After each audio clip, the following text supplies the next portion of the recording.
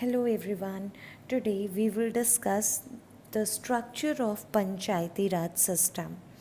So by far you know that local self-governing bodies are of two kinds, rural and urban.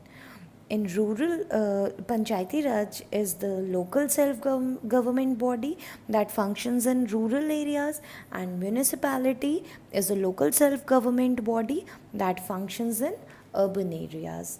And here in this chapter, we will study only Panchayati Raj system. Okay, so Panchayati Raj system is a three-tier system. Okay, and it works at three-tier system means it works at three levels. So first one is Gram Panchayat. Okay, and this functions at the village level, and the head is called Sarpanch. At block level, that is block samiti, it functions at block level, and the head is called block pramukh. And Jilla Parishad functions at district level, and the head is called district collector. So once again I am telling you, Panchayati Raj is a three-tier system. It functions at three levels. Okay, Gram Panchayat, Block Samiti, and Jilla Parishad. And in this video, we will only talk about the Gram Panchayat. Rest of the two things we will discuss in the next video. Today we are only going to discuss Gram Panchayat. Now, Panchayat system at the village level consists of three main bodies: the Gram Sabha, the Gram Panchayat, and the Nyay Panchayat. And they all function differently. Now, listen to the explanation very carefully. Gram Sabha. First, we will discuss about Gram Sabha.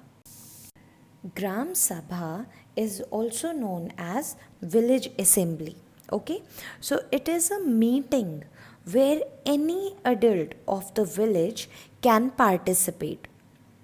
And adult means all men and women above the age of 18 years. Now, everyone who is above the age of 18 years are members of the Gram Sabha.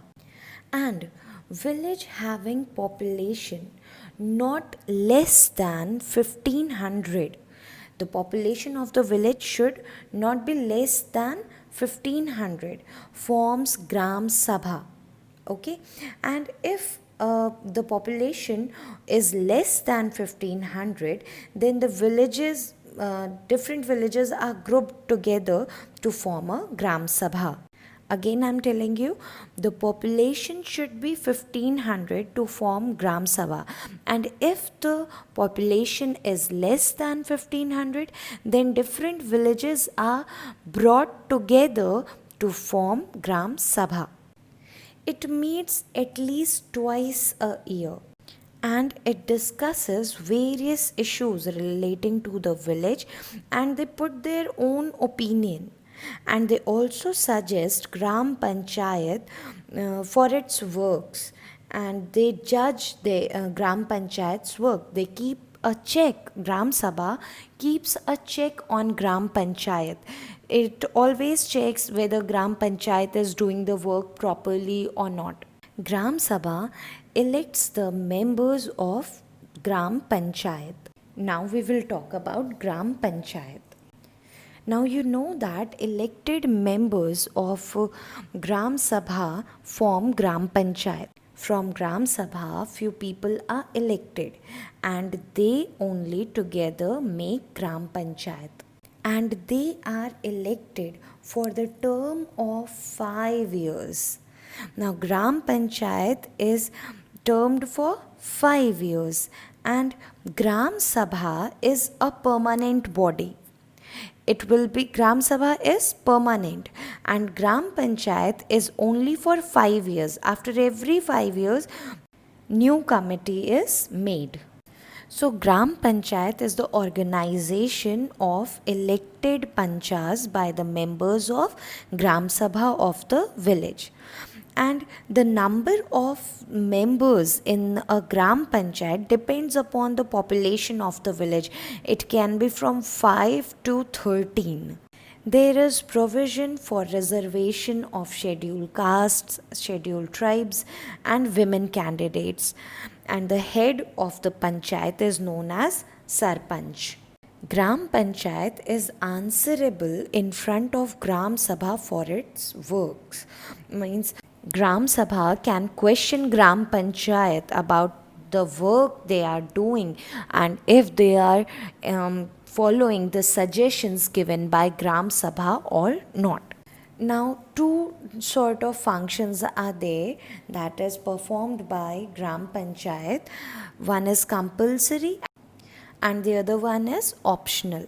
So, in compulsory functions, they provide farmers with better seeds and fertilizers, they provide primary education, they provide clean drinking water and maintain wells, tanks, and pumps. They provide health facilities and they also run health centers and immunization programs. They maintain cleanliness in the village and also roads and street lights.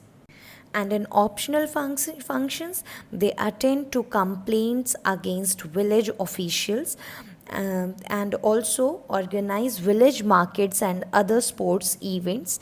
They plant trees and attend to minor irrigation problems. Now we will discuss Nyay Panchayat. Now, Nyay, as word suggests, means justice. So, this Nyay Panchayat is formed to settle small differences among villagers. And the members of Nyay Panchayat are elected by the Gram Panchayat. And the one who is member of Gram Panchayat cannot be a member of Nyay Panchayat. Means at the same time, one person cannot be the member of Gram Panchayat also and member of Nyay Panchayat also.